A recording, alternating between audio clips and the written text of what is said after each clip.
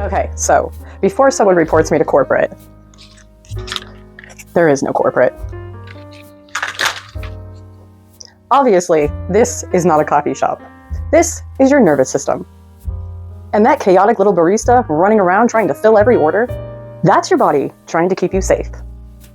So let's talk about what's actually happening in there. I think sometimes we imagine anxiety and fear beginning in our thoughts. Something happens, we think about it, and we become afraid. And then our body reacts. And yes, that absolutely can happen.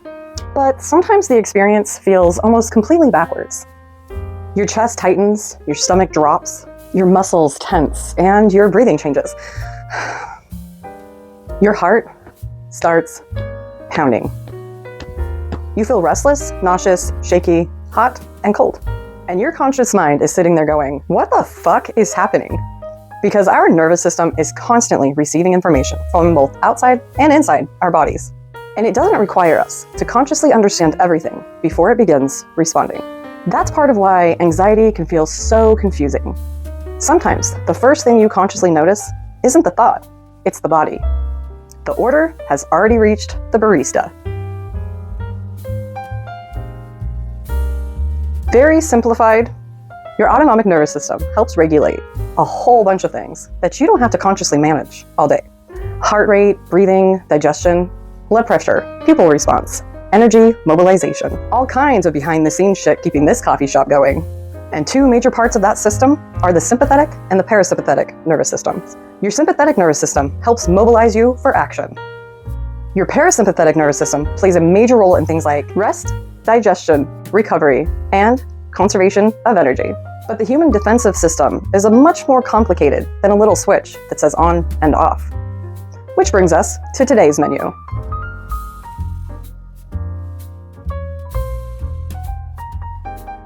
Fight. Something feels threatening, and your system prepares you to confront it. Flight. Get me the fuck out of here. Freeze. Your system inhibits movement or action when fighting or escaping doesn't feel possible or useful. And then there's Fawn. Fawn isn't technically its own branch of the autonomic nervous system. It's a term commonly used in trauma situations to describe protecting yourself through appeasing, accommodating, or becoming what someone else needs you to be. Basically, whatever you want is fine. And that's where this becomes much more interesting than a biology lesson. Because these aren't necessarily conscious decisions. You don't always stand there and think, after carefully reviewing today's options, I choose flight. Your body might already be mobilizing before your conscious mind catches up. Your nervous system isn't operating without history. Your brain learns, your body learns. Patterns become associated with what's happened before. Something in the present can resemble something your system learned as threatening in the past. A tone of voice, someone becoming quiet, a facial expression. Conflict, rejection, uncertainty, and feeling trapped. Not knowing what's going to happen next. And then suddenly, we have an order. Except, here's the problem. You look around, and there might not be a customer standing at the counter. The present situation may be safe, but something about it resembles an old order. And the nervous system isn't sitting back there writing an autobiography about why. It's responding to information.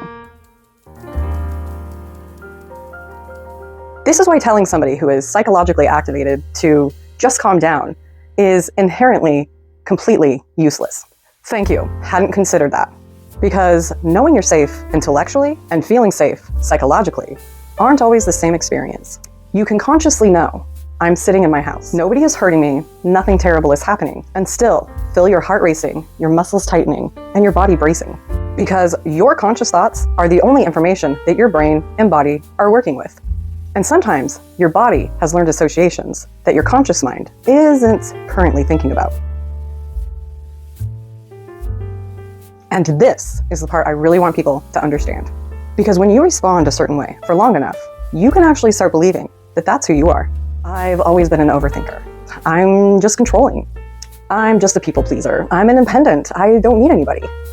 I hate confrontation. I'm too sensitive. I shut down. I always expect something to go wrong. Maybe. Some of those things may be genuinely parts of your personality. But sometimes what we eventually call a personality started as an adaptation. Something worked. Something reduced danger. Something helped you stay connected. Something helped you predict what was coming.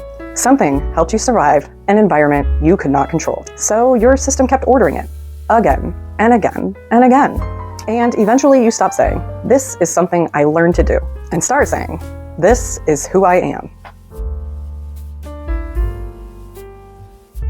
And this is where awareness becomes so important, because awareness can give you an opportunity to notice, oh, my body is activated right now, instead of immediately, something's wrong. You can begin noticing, my jaw is tight, I'm holding my breath. My shoulders are up, my heart is beating faster. I suddenly want to leave. I suddenly want to argue. I suddenly want to make this person happy, so the tension goes away. That's information. And instead of immediately becoming the response, you can observe it. Not judging it, not fighting, not turning regulation into another thing you're failing at. Just recognizing my nervous system is taking an order. And then asking, who placed it? Is something happening right now? Or did something happen right now that's reminding my system of something it already knows? Because those two are very different things.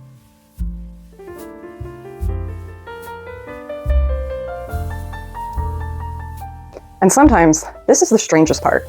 There isn't anybody at the counter. Nobody's yelling, nobody's threatening you, and nobody's demanding anything. The cafe is empty, but the espresso machine is screaming. Tickets are printing, the alarm is going off, and you're running around trying to fulfill all the orders. Because somewhere along the way, your system learned, if I stay ready, maybe I won't get blindsided. And that's why I don't think healing is simply learning how to calm down. Sometimes it's learning that you don't have to fill every order that comes through the fucking printer. You can notice it. You can become curious about it.